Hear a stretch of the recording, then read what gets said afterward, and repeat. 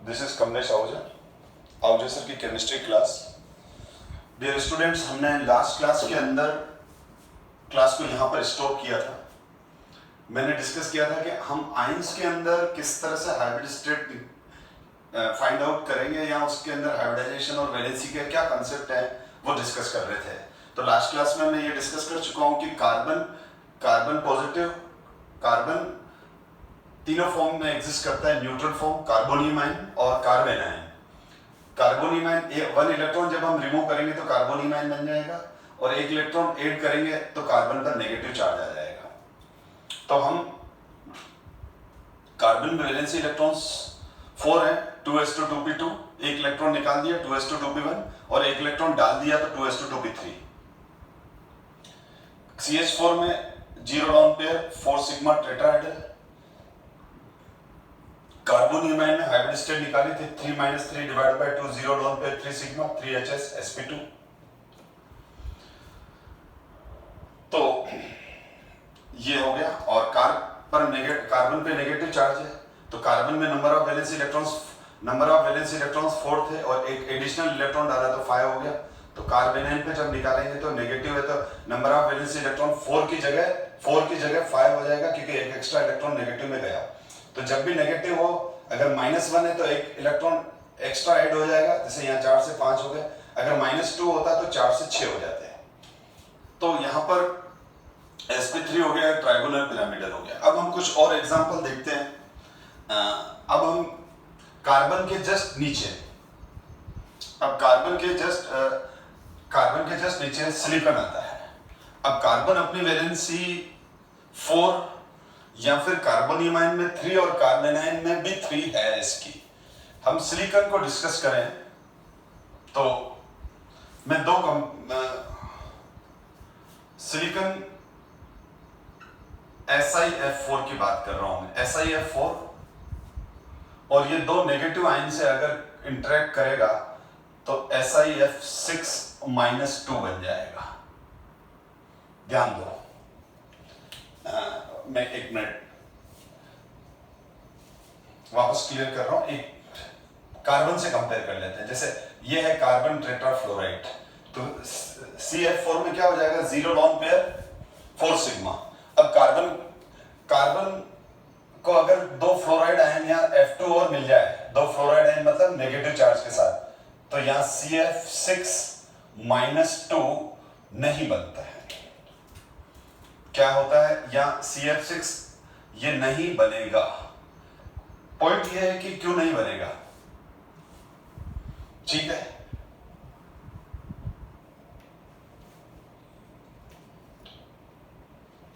Point ये है कि ये 2 फ्लोराइड से रिएक्ट करके, मतलब नेगेटिव चार्ज इसने फ्लोराइड से ले लिया, तो ये है। और दूसरा ये देखो, आप दोनों में कंपेयर कर रहा हूं मैं। ये SiF4 है और ये 2 फ्लोराइड आयन से रिएक्ट करके और SiF6 - 2, 2 पॉइंट है। तो हमने ये नहीं बनता है और ये बनता है। तो अगर यहां पर देखें तो यहां पर आ जाता है 0 लॉन पेयर। कार्बन और सिलिकॉन के वैलेंसी शेल में कितने इलेक्ट्रॉन्स हैं, 4। तो 4 - 4 डिवाइड बाय 2, ठीक है। तो 0 लॉन पेयर और 4 सिग्मा। तो जी हाँ, 0 लॉन पेयर 4 सिग्मा है, 4 HS है, sp3 है, ये भी sp3 है, तो ये भी sp3 है। दोनों ही टेट्राहेड्रल स्ट्रक्चर हैं। दोनों ही क्या हैं, टेट्राहेड्रल स्ट्रक्चर हैं। तो चाहे वो इसके लिए हो, चाहे वो इसके लिए हो और इसके लिए हो। कार्बन और silicon 4 valency electrons, 4 - 4 divide by 2 कर लोगे, 4 - 4 डिवाइड बाय 2 कर दोगे तो 0 तो लॉन पेयर आ जाएगा और 4 सिग्मा ही, और उसी तरह से उसमें भी। तो ये sp3 बना। लेकिन अब अगर मैं सिलिकॉन की बात करूं तो सिलिकॉन के अंदर कार्बन, अगर मैं इस पे हाइब्रिडाइजेशन की बात करूं तो सिलिकॉन में नंबर ऑफ वैलेंसी इलेक्ट्रॉन्स 4 ही है। कार्बन सिलिकॉन एक ही ग्रुप के हैं लेकिन -2 आ गए तो 2 एक्स्ट्रा इलेक्ट्रॉन आ गए, 6 - 6 हो गया, divide by 2, 0 lone pair, 6 sigma, 6 HS, sp3d2, octahedral structure आ गया, ऑक्टाहेड्रल आयन बन गया, स्क्वायर बाइपिरामिडल आयन बन गया। लेकिन अगर मैं सपोज करो कार्बन में वैलेंसी इलेक्ट्रॉन्स कितने हैं, 4 है, -2 के बढ़ गए 6, 6 - 6 divide by 2, 0 lone pair, 6 sigma, 6 HS, sp3d2, जो यहां पॉसिबल नहीं है। क्यों नहीं है?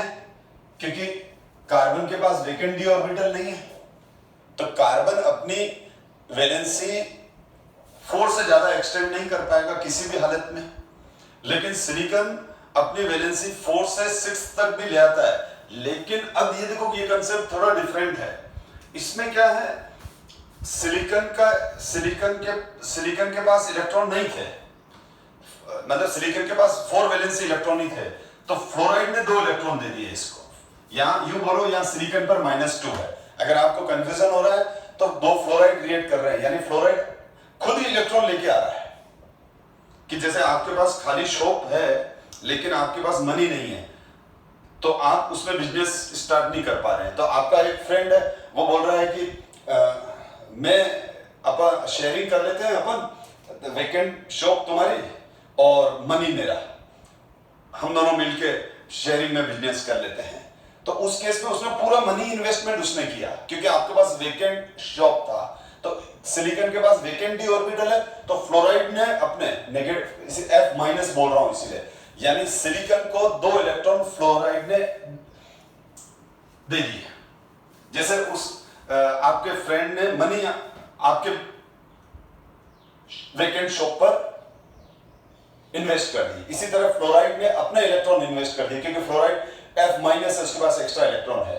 तो अब यहां पर SF4 फ्लोराइड से रिएक्ट करके SiF6- बना लेता है।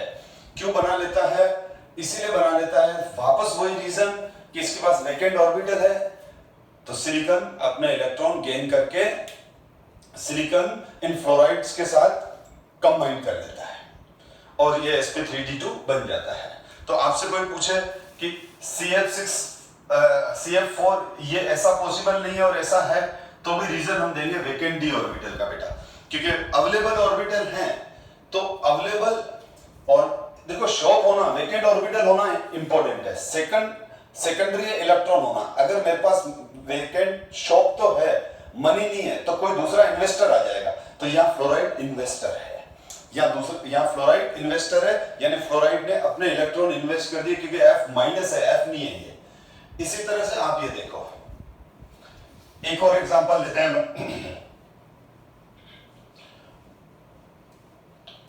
तो ध्यान देना, BF3 बोरॉन की बात कर रहा हूं मैं। तो बोरॉन के पास, बोरॉन का ये इलेक्ट्रॉनिक कन्फिगरेशन है।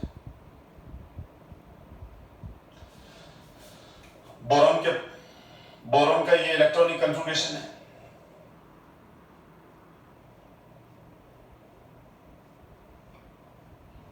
और बोरॉन के पास, और अगर छोटा मोटा डाउट कभी कभी आपका क्लियर नहीं भी होता है तो उसको इग्नोर कर दो, अपने आप टाइम के साथ सब समझ में आ जाता है। रीजन ये है कि अब ये देखोगे मैं आपको 10 पॉइंट एक्सप्लेन कर रहा हूं और 10 में से 8 बहुत वेल क्लियर हो रहे हैं और 2 में थोड़ा थोड़ा कंफ्यूजन ले रहा है, तो उसको इग्नोर करो, उन 2 को मत देखो। आप उन 2 पॉइंट्स को देखकर अपने 8 पॉइंट जो अच्छे समझ में आ रहे हो उसको वेस्ट कर जाते हो।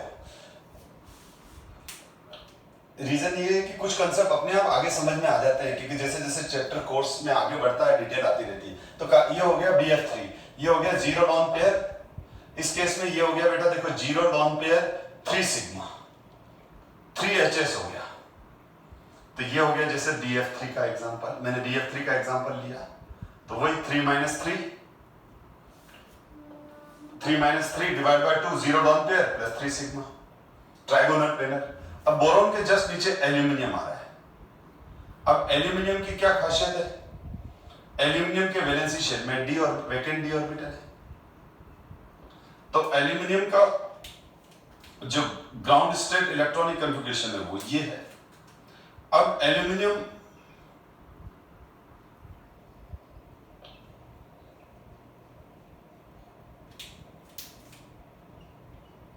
ये आ गया sp2 जीरो डाउन पे है 3 सिग्मा। तो इधर हमारे पास zero down pair 3 sigma BF3 था ट्राइगोनल प्लेनर, और इधर AlF3 है ट्राइगोनल प्लेनर, दोनों का सेम है, दोनों में sp2 है। ठीक है, इसमें भी sp2 है।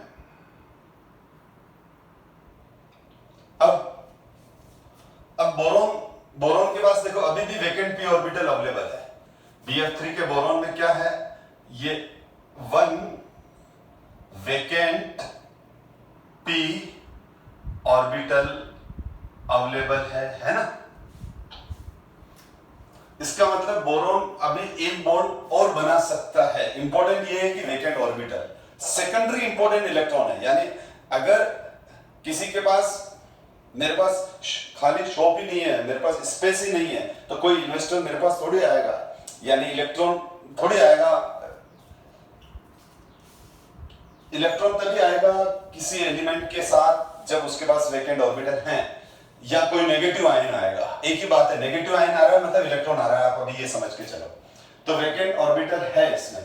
तो मेरा क्वेश्चन है, क्या BF3 अपनी वैलेंसी 4 तक एक्सपांड कर सकता है? यस, कर सकता है, क्योंकि BF3 का जो बोरॉन है उसके पास 4 वैकेंट ऑर्बिटल है।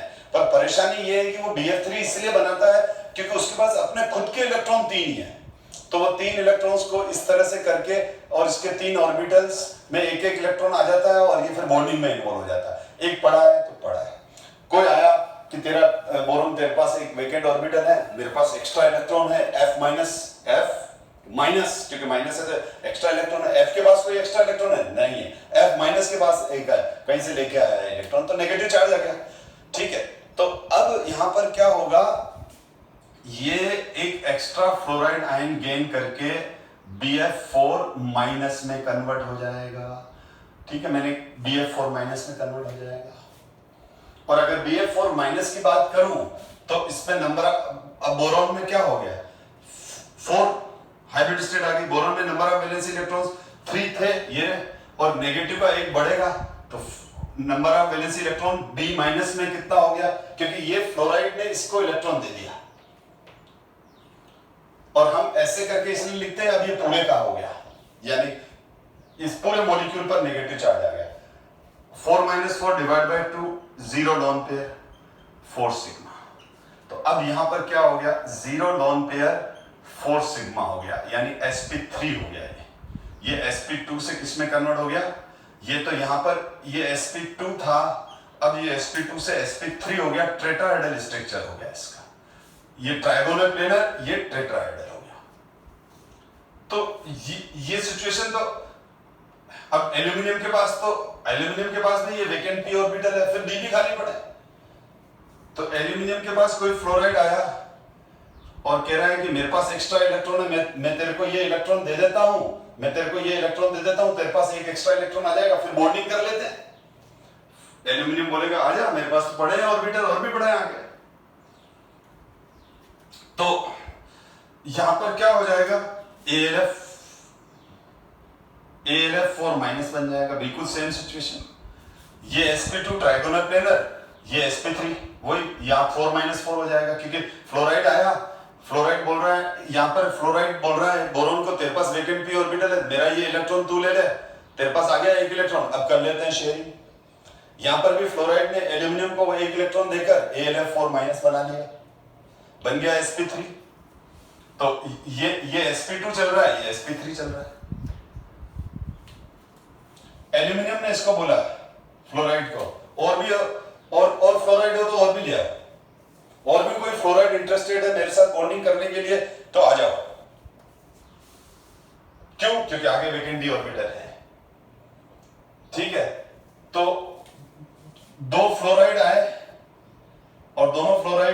इसको इलेक्ट्रॉन दे दिए और ये बन जाएगा AlF6 -3 और AlF6 -3 मतलब एल्यूमिनियम के वैलेंसी शेल में कितने इलेक्ट्रॉन्स थे 3 और ये 3 फ्लोराइड ने 3 इलेक्ट्रॉन इसको दे दिए एक्स्ट्रा जो थे तो ये हो गया 6 एल्यूमिनियम में वैलेंसी इलेक्ट्रॉन्स 3 और -3 मतलब 3 एक्स्ट्रा इसमें घुसे हैं तो ये हो गया 0 lone pair 6 sigma 6 HS sp3d2।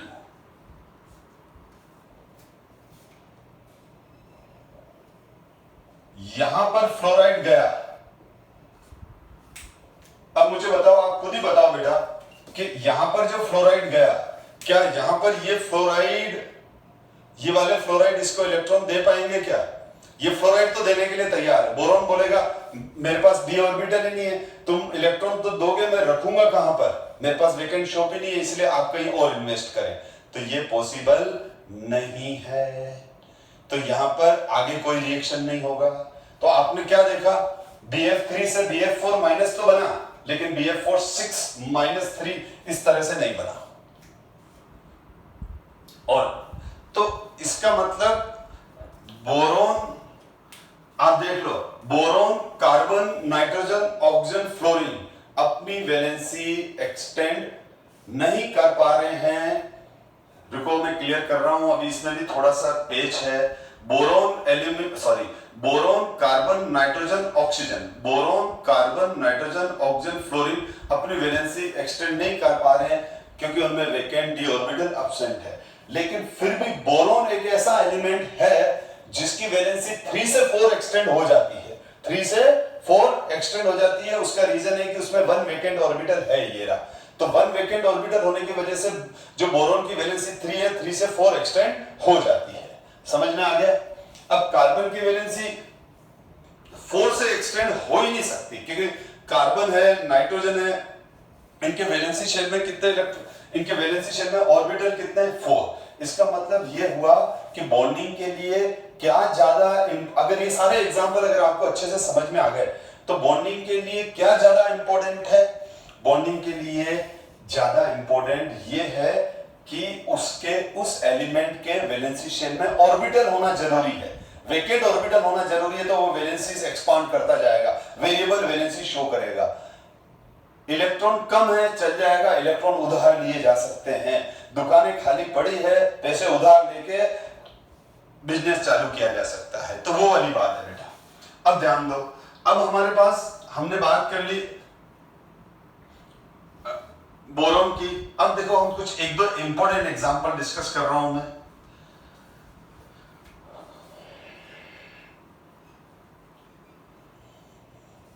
जैसे आयोडीन है तो ये देखो ICl2 प्लस, तो आयोडीन ICl2 प्लस, तो ICl2 प्लस पे अगर मैं हाइब्रिडाइजेशन निकालूं, ठीक है, तो क्या आ जाएगा?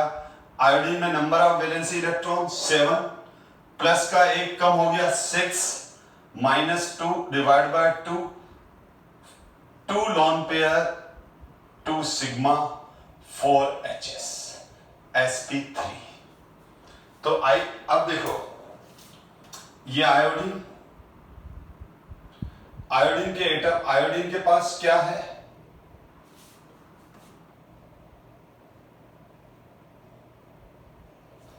7 वैलेंसी इलेक्ट्रॉन्स है, ठीक है। आई को हमने आयोडीन प्लस में कन्वर्ट कर दिया, यानी एक इलेक्ट्रॉन कम हो गया उसका, एक इलेक्ट्रॉन कम कर दो, ठीक है, क्योंकि यहां प्लस है, ठीक है। अब हाइब्रिडाइजेशन क्या आया है? sp3, यानी ये sp3, हाइब्रिड ऑर्बिटल 4 मिल गए, चारों सेम शेप सेम एनर्जी के sp3 हाइब्रिड ऑर्बिटल है। टोटल इलेक्ट्रॉन्स 1 2 3 4 5 6, ये हो गए 2 lone pair, 2 sigma V shape molecule हो गया है। क्या हो गया ये? वी शेप मॉलिक्यूल हो गया। और अगर यह नेगेटिव, अगर ये एग्जांपल माइनस वाला होता, यहां पर ये क्या होता, माइनस वाला होता, तो देखो I माइनस, तो आयोडीन में नंबर ऑफ वैलेंसी इलेक्ट्रॉन्स कितने? आयोडीन में नंबर ऑफ वैलेंसी इलेक्ट्रॉन्स 7, एक बढ़ गया 8, 8 minus 2 divide by 2, 3 lone pair, 2 sigma, 5 hybrid state, sp3d। ये I माइनस है तो ये आयोडीन है, और आयोडीन को I माइनस में कन्वर्ट कर देता हूं, तो इसमें एक एक्स्ट्रा इलेक्ट्रॉन डालना पड़ेगा, ये एक्स्ट्रा इलेक्ट्रॉन। अब ये आयोडीन,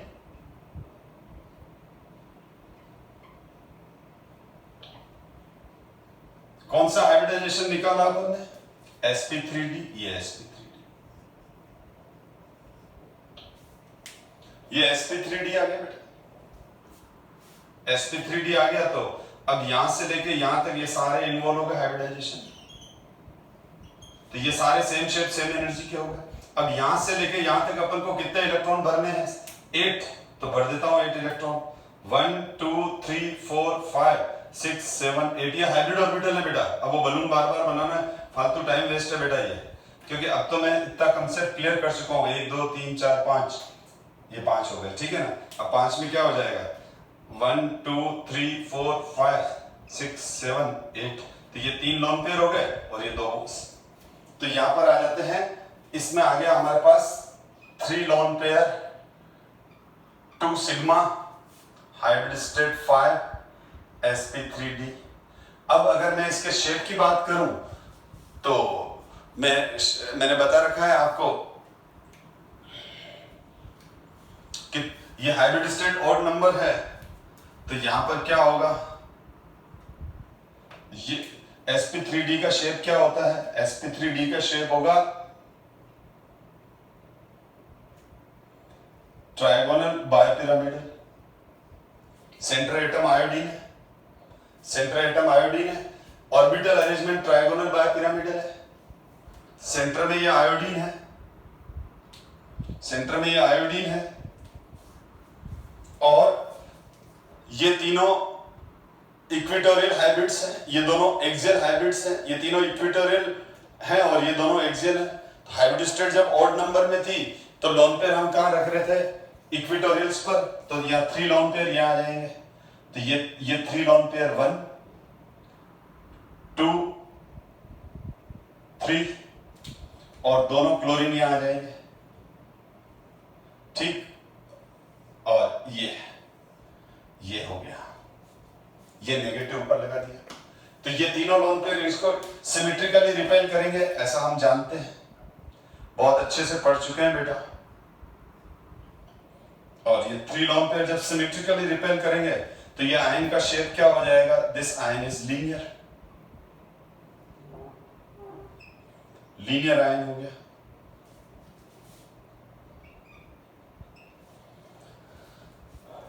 लीनियर आयन हो गया ये। और मैं अगर यहां पर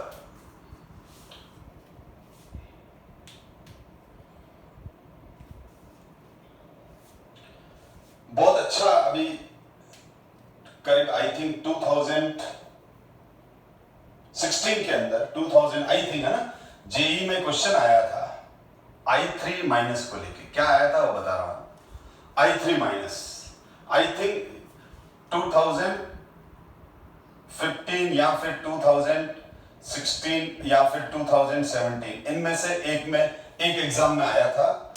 तो जहां तक मैं सोच रहा हूं वो 2016 और 17 वाले ईयर में आया था जेई में क्वेश्चन। I3 माइनस पे टोटल लोन पेयर पूछे थे उसने। क्या क्या पूछा था? I3 माइनस में टोटल लोन पेयर और इसका शेप और इसका hybridization, shape hybridization and total lone pair. तो I3 माइनस, बहुत बच्चे इसमें कंफ्यूज हो गए, सर ये I3 माइनस, तो बेटा देखो ये एग्जांपल कराया है ना, इसी से तो रिलेटेड है ये। यहाँ ICl2 है तो आयोडीन और 2 क्लोरीन है, यहां पर आयोडीन और 2 आयोडीन है, यानी यहां पर आयोडीन और 2 आयोडीन है, I3 माइनस। यहां Cl था, Cl2 की जगह जैसे पहले क्या था हमारे पास, पहले ये था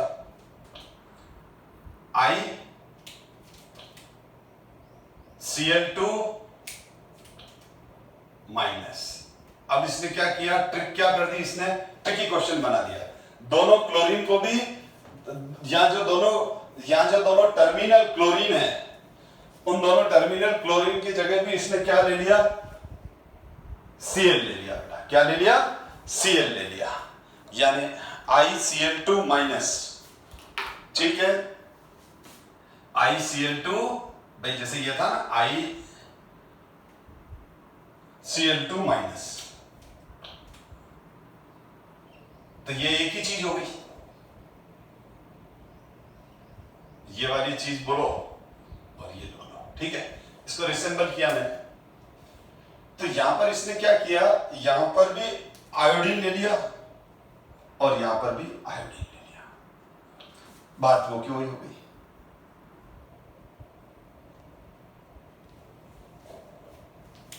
और इसमें इस आयोडीन पर भी कितने लोन पेयर हैं, 3, क्योंकि आयोडीन का वैलेंसी शेल में कितने इलेक्ट्रॉन्स है, ये रहे देखो, ये आयोडीन एटम, तो लोन पेयर एक बॉन्ड, जब आयोडीन एक बॉन्ड बनाता है तो उसमें 3 लोन पेयर होते हैं, ये 1 2 3 तो लोन पेयर हो गए और ये शेयरिंग में आ गया।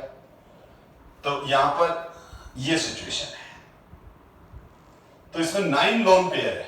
कितने लोन पेयर है, 3 इस पे 3 इस पे 3 इस पे, 9 लोन पेयर है, 2 बॉन्ड पेयर्स है, sp3d2 है।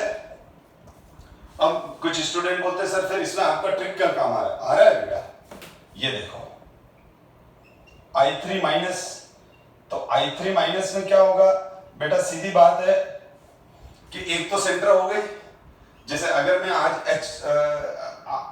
ICl2 लिखता हूं तो क्या लिखूंगा, इसमें भी तो 3 एलिमेंट है, 3 एलिमेंट है तो 2 ही बॉन्ड होंगे, 1 2 3, लेकिन वो तीनों एक जैसे हैं इसलिए I3 लिख दिया। मैंने क्या कहा, ये ट्रिकी क्वेश्चन है, ठीक है, मेरी ट्रिक तो काम आ ही रही है, पर क्वेश्चन ट्रिक है, थोड़ा सा आपको स्किल्स भी तो यूज करनी है। अब ये I3 माइनस ये हो गया, तो इसमें एक आयोडीन तो है, जैसे ये रेड वाला आयोडीन तो सेंटर हो गया, ये दोनों टर्मिनल हो गए, तो ये सेंटर एक आयोडीन सेंटर ले लो, ये एक आयोडीन सेंटर ले लिया। ठीक है, इस सेंटर आयोडीन पे हाइब्रिडाइजेशन निकलेगा तो क्या हो जाएगा, अब आयोडीन में नंबर ऑफ वैलेंसी इलेक्ट्रॉन्स कितने हैं, 7, एक बढ़िया 8 माइनस 2 डिवाइड बाय 2 आ गया 3 लोन पेयर और 2 सिग्मा, वही वाली बात आ गई जो हमने पहले कर रखी है। तो ये I3 माइनस वाला एक अच्छा एग्जांपल है। तो क्या होता है कि सीबीएसई में तो डायरेक्ट क्वेश्चन पूछ लेगा ICl2 माइनस, लेकिन कॉम्पिटिटिव एग्जाम में वो स्टूडेंट की स्किल्स चेक करता है कि वो एक अच्छा डॉक्टर या अच्छा इंजीनियर बनने के काबिल है कि नहीं है, तो वो क्वेश्चन से थोड़ा घुमा देते हैं ताकि वो अपना सेल्फ डिसीजन कंसेप्ट और सेल्फ डिसीजन यूज करके और उनको अप्लाई करके और अपना आंसर निकाले, न कि रटा हुआ आंसर लिखे। तो मैंने आपको थोड़ा आयंस के बारे में भी डिस्कस किया। अब सपोज करो, अब बहुत बार एग्जाम में ये आ जाता है कि explain shape and hybridization on ClF3, SF4, SF6, BrF5, तो इस तरह के क्वेश्चन देखो। तो इसमें तो सिंपल सा आपको क्या स्टेप्स बनानी है वो देख लो आप। जैसे अगर आपको ये एग्जाम में आ गया कि ना सिंपल सीबीएसई में क्वेश्चन आ जाएगा कि explain hybridization in shape of ClF3, तो ये तो बहुत ऑर्डिनरी क्वेश्चन हो गया बेटा। इसमें क्या है, क्लोरीन सेंटर है, तो क्लोरीन सेंटर है तो क्लोरीन के वैलेंसी शेल में कितने इलेक्ट्रॉन्स हैं, 7। क्लोरीन के वैलेंसी शेल में जब 7 इलेक्ट्रॉन्स हैं तो 7 रख दिए। और अब हमने क्या किया, अपनी वही ट्रिक यूज की, रफ पेपर पे पीछे एक बार ClF3 7 minus 3 divide by 2 lone pair 3 sigma 5 hybrid state sp3d, यानी आंसर हमारे पास सेफ है। लेकिन ये ध्यान रखना, इसको पीछे रफ पेपर में कर लिया करो, या जब रफ वर्क करते हो वहां किया करो, ठीक है ना, क्योंकि बोर्ड के पैटर्न के हिसाब से ऐसे ही चलना है। ये ट्रिक है, ये ट्रिक सिखा रखी है आपको मैंने। तो ये क्लोरीन हो गया, ये क्लोरीन हो गया। अब हमको आंसर तो वैसे ही मालूम है sp3d, तुरंत हम यहाँ क्या करेंगे, sp3d करेंगे। sp3d करते ही अब हमारे पास कितने हाइब्रिड ऑर्बिटल आ गए, 5, 1 2 3 4 5, सारे sp3d हाइब्रिड ऑर्बिटल्स हैं। ठीक है, अब इन 5 में हमारे पास 7 इलेक्ट्रॉन्स बढ़ने, तो 1 2 3 4 5 6 7। तो ये तो हो गए हमारे दोनों लोन पेयर, और ये ओवरलैप करके सिग्मा बॉन्ड में जाएंगे। ठीक है, और हमारे पास ये 5 हाइब्रिड स्टेट आ गई। 2 2 1 1 1 2 2 1 1 1, ये हो जाए। यहां लिख देंगे ground state before hybridization, excited state after hybridization. sp3d orbital arrangement trigonal bye pyramidal.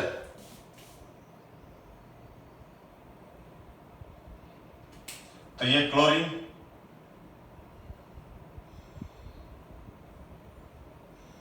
पहले और जो है वैसे ही बनाएंगे, और फिर वही है हाइब्रिड स्टेट 5, तो लोन पेयर कहां रखेंगे, इक्वेटोरियल पर, ये इक्वेटोरियल पर। अब हम शेप ये नहीं होगा, क्योंकि ये हो गया लोन पेयर रिपल्शन, ये दोनों लोन पेयर रिपल्शन, ये lone pair bond pair repulsion. तो VSE अब हम यहाँ अप्लाई करेंगे, यहाँ लिखेंगे according to valency shell, according to VSE PR theory. ठीक है, यहाँ रेफरेंस डाल देंगे, और टाइम हो तो लिख देना लोन पेयर रिपल्शन क्या होता है, सबसे ज्यादा होता है, उससे कम लोन पेयर बॉन्ड पेयर हो।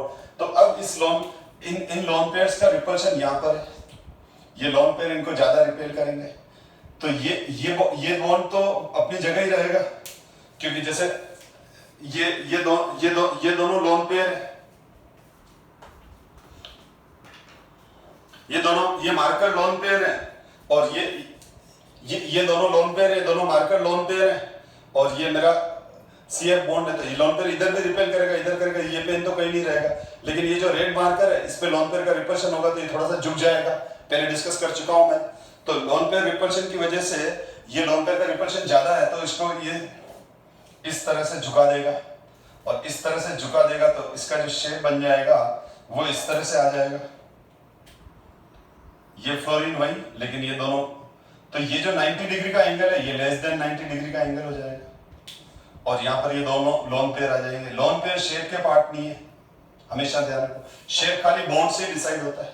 तो इस शेप को हम क्या बोलते हैं, डिस्टोर्टेड टी शेप, पहले भी डिस्कस किया हुआ है। यहां लिख देंगे बॉन्ड एंगल लेस देन 90, यहां लिख देंगे bond angle, this is bond angle, और bond angle is less than 90 due to 90 degree. ठीक है, तो कभी एग्जाम में आ जाए, अब यहाँ SF4 है तो सल्फर लिखे कर लेंगे, BrF5 है, तो मतलब बोर्ड में एग्जाम में लिखने का तरीका क्या है, तो वो ये है, ऐसे लिख दो बस, स्टेप्स ये 1 2 3 फिर ये। और अगर रेगुलर शेप है तो यहाँ ये रेफरेंस देने की जरूरत नहीं है, रेगुलर शेप है। अगर यहाँ PCl5 होता तो यहाँ क्लोरीन आ जाता है, यहाँ फास्फोरस आ जाता, तो रेगुलर शेप में तो जहाँ लोन पेयर नहीं है वहां VSEPR थ्योरी का रेफरेंस देने की जरूरत नहीं है।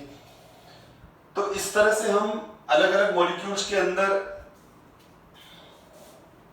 कैसे हाइब्रिडाइजेशन फाइंड आउट करते हैं, और आयंस में और एलिमेंट्स की।